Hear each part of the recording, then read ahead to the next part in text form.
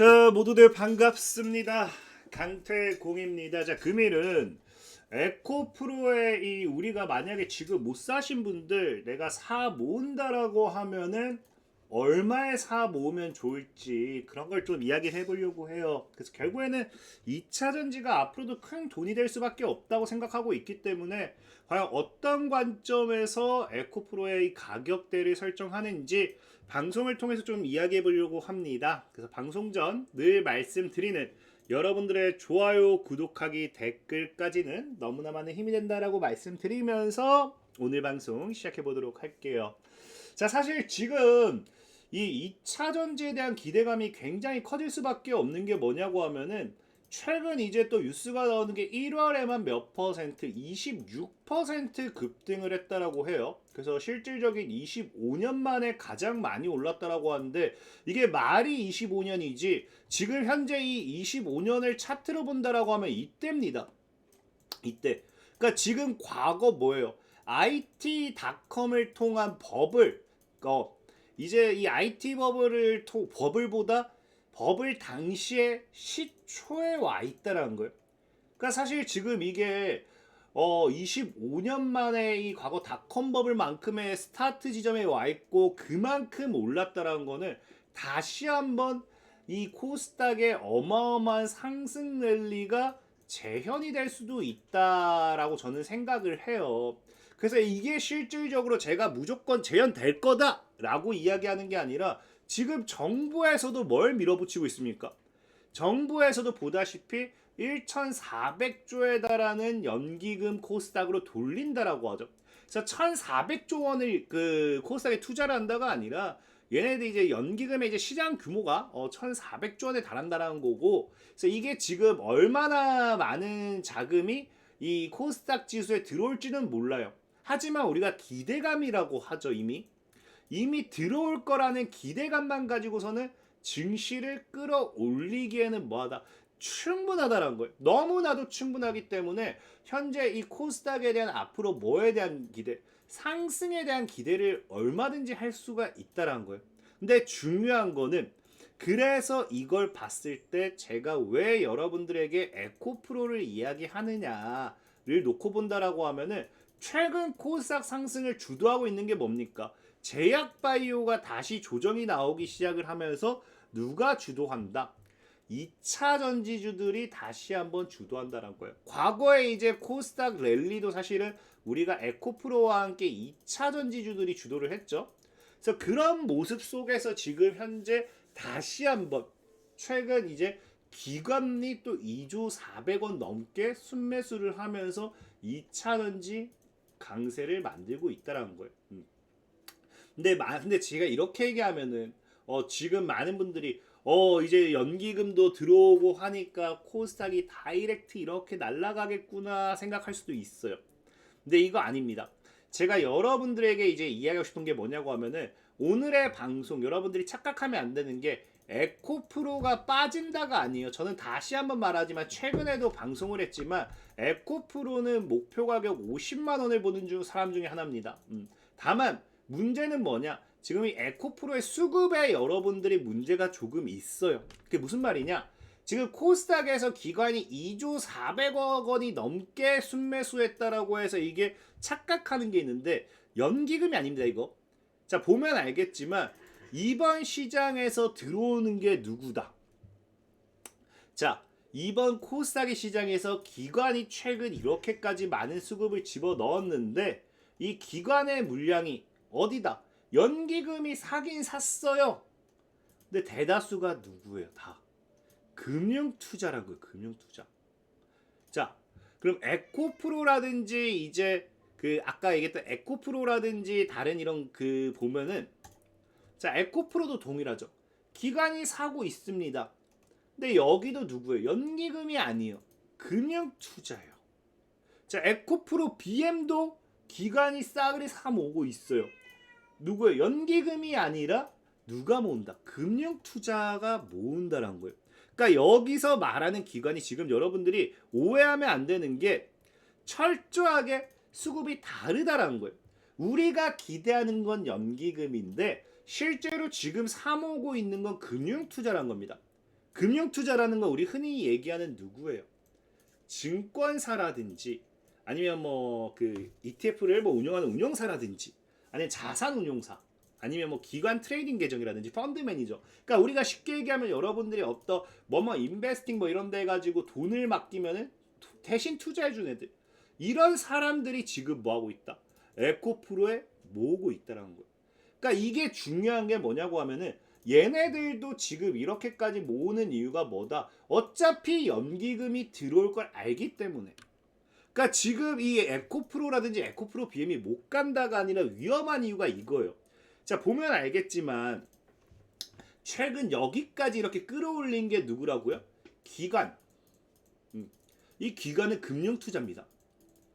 금융투자. 그러니까 얘네들은 어차피 연기금이 들어올 거야를 알고 있기 때문에 개인들 물량을 그냥 끌어올리면서 사들인 거예요. 그래서 최근에 여러분들이 이제 많이 봤을 거 아니에요. 뭐 합니까? 여기서 누구? 여기서 지금 에코프로 본전 탈출하는 사람들이 많다 해서 개인들 물량이 많이 빠지고 있어요. 그래서 이거를 지금 개인들 물량을 빨아제낀 게 금융투자라는 거고, 그럼 문제는 이제 여기서 뭐가 들어와야 돼요? 연기금이 들어와야 되잖아요. 연기금이. 근데 연기금이 이 여기서 올리면서 들어오기는 어렵다라는 거예요. 왜? 지금 금융투자들이 이미 기존 그 코스닥 활성 정책 기대로 연기금이 들어올 걸 뻔히 알고 2차 전지도 들어올 걸 올라갈 걸 뻔히 알기 때문에 사 모으는 중이었어요. 근데 중요한 거는 금융투자 최근에 평균적으로 금융투자들이 보면은 얘네들이 기대 수익률이 그렇게 높은 애들이 아니라는 거예요. 물론 지금 여러분들도 알다시피 뭐 연기금도 원래 한 2, 3%, 10% 보던 애들이 최근에 수익률이 굉장히 좋긴 해요. 그래서 좀 많이 바뀔 수도 있다 하지만 통상적으로 얘네들은 이 공격적인 매매보다는 안정적인 매매를 선호하는 애들이에요. 그래서 평균적으로 얘네들이 진짜 수익을 잘 봐야 10%, 정말 30에서 50% 수익이 나온다라고 하면 다 매도하는 애들이란 거죠. 그럼 연기금 입장에서는 어떻게 판단하겠습니까?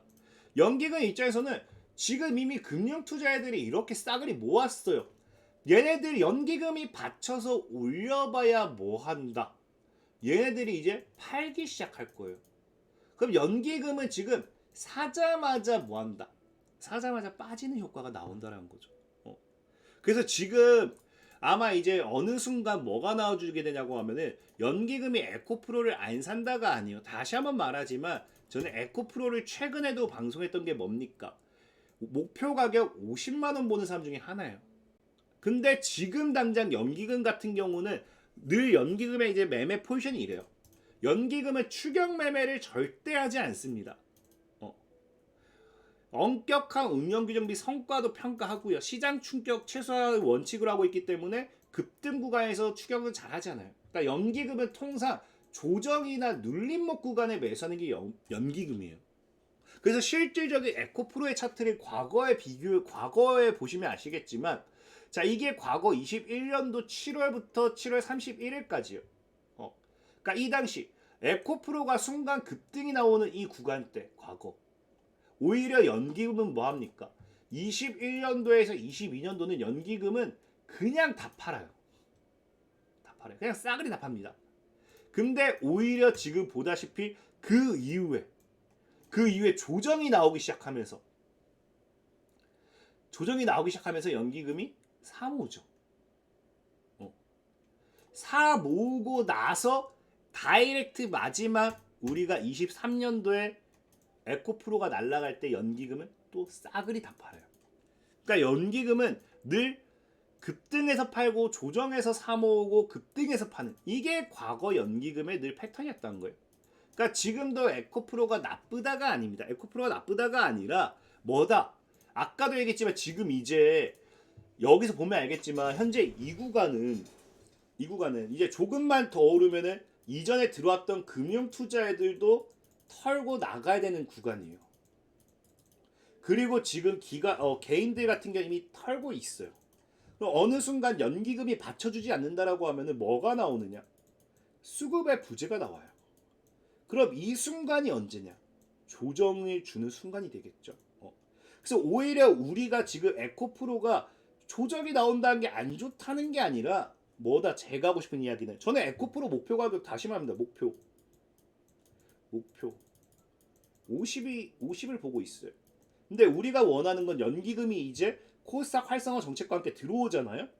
그럼 얘들도 눌림목에 매수할 거 아니에요. 그러니까 오히려 우리도 이렇게 수급의 부재로 조정 주는 타이밍에 연기금과 함께 꾸준하게 물량을 모아갈 수 있는 아름다운 조정 안정적인 매수 기회가 나올 확률이 굉장히 높다는 겁니다. 특히나 에코프로 같은 경우는 지금 당장 기대가 뭐예요?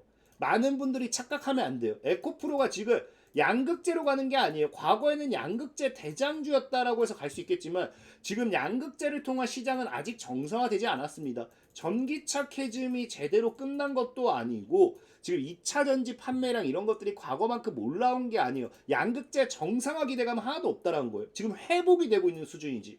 지금 시장에서 바라보는 거는 휴머노이드 로봇이라는 게 나오면서 이 에코프로의 모멘텀은 철저하게 전고체, 전해질, 전고체 배터리 관련되어 있는 기대감이란 겁니다. 기대감. 그렇기 때문에 오히려 전고체 같은 경우는 지금도 시장에서 빨라야 2년 3년이에요. 그러니까 장기적으로 길게 끌고 가기엔 충분하다는 거죠.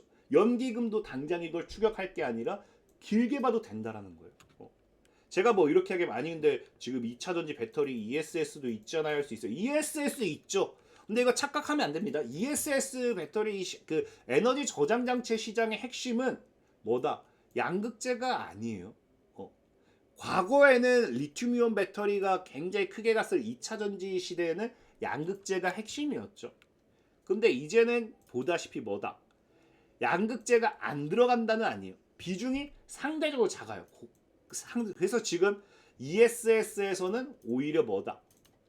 이런 1순위 LFP 배터리 셀 업체가 수혜를 받고 다른 이런 애들이 수혜를 더 크게 받는다 라는 거거든요. 그럼 또 이렇게 묻는 분들이겠죠. 아니 전고체 배터리도 기대감이고요.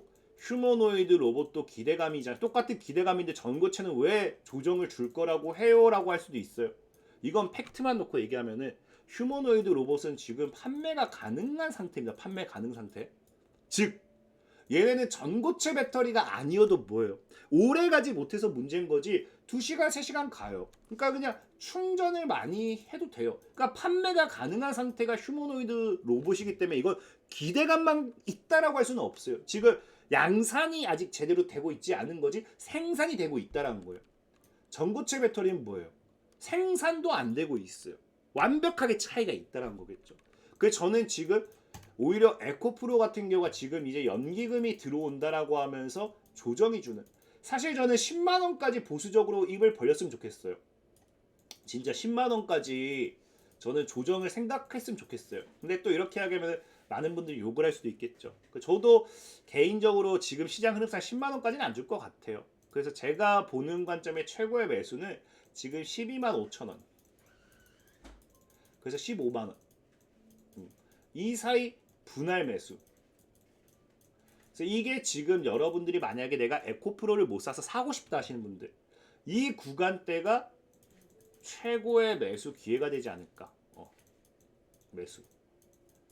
그리고 아까 얘기했듯이 목표는 최소 저는 50.